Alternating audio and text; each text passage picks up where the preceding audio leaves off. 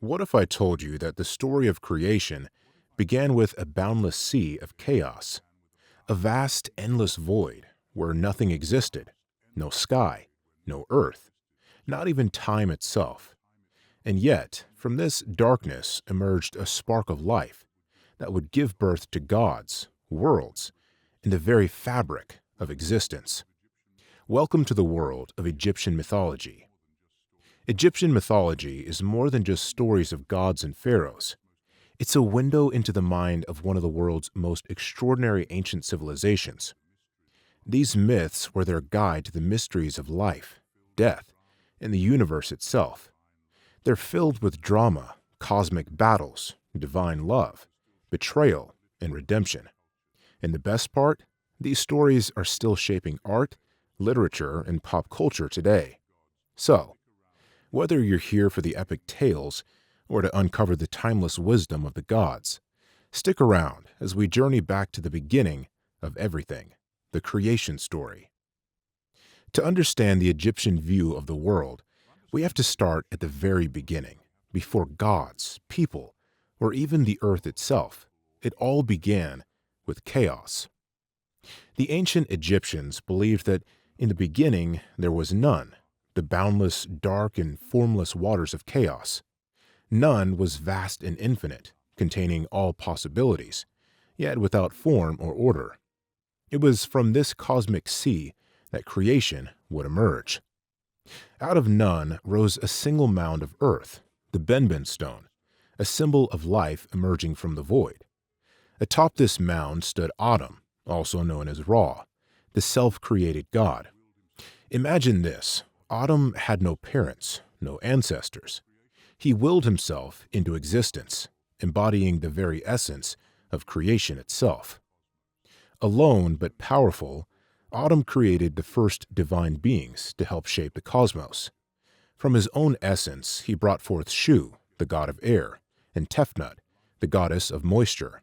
Together, they represented balance. Shu gave space, while Tefnut provided life-giving moisture. Shu and Tefnut then gave birth to two more gods, Geb, the god of the earth, and Nut, the goddess of the sky. At first, Geb and Nut were inseparable, locked in a cosmic embrace, but Atum, seeing the need for order, commanded Shu to separate them, creating the space where life could thrive. Geb became the foundation of the earth, and Nut arched over him as the heavens, her body adorned with stars. This act of separation wasn't just physical. It symbolized the establishment of Ma'at, the divine order that governs the universe.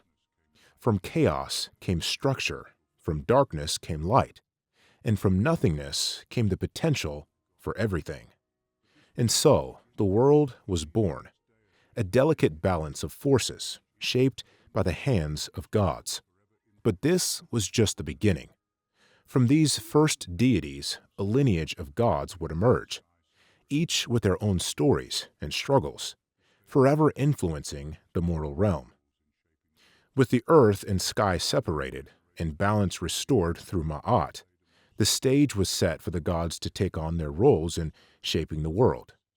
Among the next generation of divine beings, none played a more central and dramatic role in Egyptian mythology than Osiris, Isis, Set, and Nephthys. Osiris, the eldest son of Geb, the earth, and Nut, the sky, was the god of the afterlife, fertility, and resurrection. He was not just a ruler, but a teacher, bringing knowledge of agriculture, laws, and culture to humanity. To the Egyptians, Osiris represented the ideal king, wise, just, and a protector of life and order. Standing alongside Osiris was his devoted wife, Isis, the goddess of magic, motherhood, and protection. Isis was known for her intelligence and unmatched magical powers. She wasn't just Osiris's partner, but a force of her own, a symbol of resilience and love that transcended the mortal and divine realms. But the harmony Osiris and Isis created did not go unchallenged. Set, the younger brother of Osiris, was the embodiment of chaos, storms, and the untamed desert. Jealous of Osiris's power and the admiration he received, Set grew bitter. His rivalry with Osiris wasn't just personal, it was cosmic, a clash between order and chaos, life and destruction. Set's jealousy culminated in one of the most famous stories in Egyptian mythology. Using cunning and deceit, Set crafted a magnificent chest, perfectly sized to trap Osiris. During a grand feast, he tricked Osiris into lying inside the chest, sealed it shut, and cast it into the Nile. This act of treachery wasn't just the death of a brother, it was a blow to Ma'at, plunging the world into imbalance. Grieving but resolute, Isis set out to find Osiris's body. Her journey wasn't one she undertook alone. Nephthys, Set's wife and the goddess of mourning, joined her. Despite her ties to Set, Nephthys rejected his cruelty and became an ally to Isis. Together, they scoured the land, demonstrating the power of loyalty, courage, and the bond between sisters. When Isis finally recovered Osiris's body, she used her magical powers to briefly restore his life. This act wasn't just a miracle, it was an assertion of Ma'at over chaos. Though Osiris could not remain among the living, he transcended into the afterlife, becoming its ruler. There he presided over the judgment of souls, embodying hope and renewal in the face of death. While Set's actions were undeniably destructive, he was not purely a villain. In the complex Egyptian worldview, chaos had its place in maintaining balance. Set himself played a crucial role in protecting Ra during his nightly journey through the underworld, battling the serpent Apophis to ensure the sun would rise again. The story of Osiris, Isis, Set, and Nephthys is a tale of love, betrayal, and renewal. It speaks to the eternal struggle between order and chaos, and the resilience needed to overcome loss. These gods weren't just mythical beings, they were reflections of human emotions and experiences, guiding the ancient Egyptians in their quest to understand life in the universe. The stories of the gods were not just epic tales, they were the foundation of Egyptian life. To the ancient Egyptians, the gods were living forces, present in every aspect of the natural world, and deeply influential in shaping human behavior and society. The Egyptians viewed their gods as the unseen forces behind natural events. Ra's journey across the sky was not just the movement of the sun, it was the victory of light over darkness, of order over chaos. The flooding of the Nile, essential for agriculture, was seen as a reflection of Osiris's resurrection, bringing fertility to the land. Even storms and droughts were attributed to Set's chaotic influence, reminding people of the delicate balance of Ma'at. This belief system permeated every aspect of Egyptian life. Farmers prayed to Hapi, the god of the Nile, for a bountiful harvest.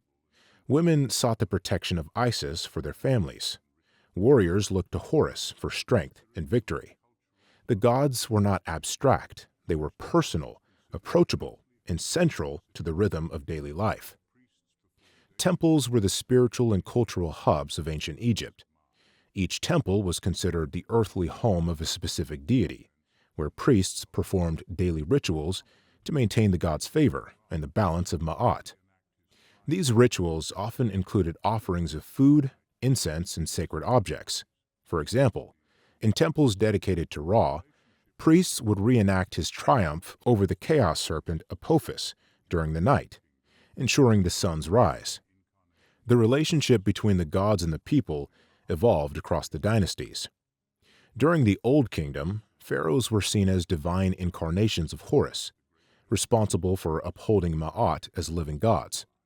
Their authority was absolute, and their massive construction projects, like the Great Pyramids, symbolized their connection to the divine. In the Middle Kingdom, the focus shifted to Osiris, reflecting a growing emphasis on the afterlife and moral conduct. The idea of the pharaoh as a mediator between the gods and people remained, but there was a greater focus on personal piety and the accessibility of the afterlife for all. During the New Kingdom, Amun-Ra became the preeminent god, blending the creator aspects of Amun with the sun god Ra. Temples like Karnak were expanded to honor him, showcasing the immense wealth and power of the empire. This period also saw the rise of Akhenaten, who attempted to shift the religious focus to Aten, the sun disk, in what is considered one of the earliest examples of monotheism. However, this change was short-lived, as traditional polytheism returned after his reign. The gods shaped not just belief, but governance and agriculture. The flooding of the Nile, attributed to divine intervention, dictated the agricultural calendar. Festivals and rituals celebrated this life-giving event, reinforcing the pharaoh's role as the god's earthly representative. Governance itself was seen as an extension of Ma'at, where rulers were expected to act with fairness and ensure prosperity. Egyptian mythology deeply influenced morality. Osiris's role in the afterlife highlighted the importance of living a virtuous life. The weighing of the heart ceremony taught that actions mattered, not just to the gods but to one's eternal soul. This moral framework shaped the values of society, emphasizing truth, justice, and compassion. Across the dynasties, one thing remained constant. The gods were more than figures of worship. They were partners in life, guardians of the afterlife, and symbols of humanity's highest aspirations. The ancient Egyptians built a world that harmonized with their divine beliefs, leaving a legacy that still inspires wonder and awe. The gods of ancient Egypt were not just characters in myths. They were the architects of the world, the guardians of humanity, and the moral compass of an entire civilization. From creation to daily life, their influence was woven into the very fabric of existence. Egyptian mythology isn't just a window into the past. It's a testament to humanity's enduring quest to understand the universe. These stories of gods, creation, love, betrayal, and renewal continue to resonate because they address questions we still ask today. Where do we come from? What is our purpose? What happens after we're gone? If you found this journey into Egyptian mythology as fascinating as I did, don't stop here. Share your thoughts in the comments. Tell me your favorite Egyptian god or myth. And if you want to dive deeper into these incredible stories, check out Egyptian Myths and Legends by Flame Tree Publishing, my reference for this video. Don't forget to like, subscribe, and hit that notification bell so you don't miss our next exploration into ancient mysteries and myths. Thanks for watching, and I'll see you in the next video.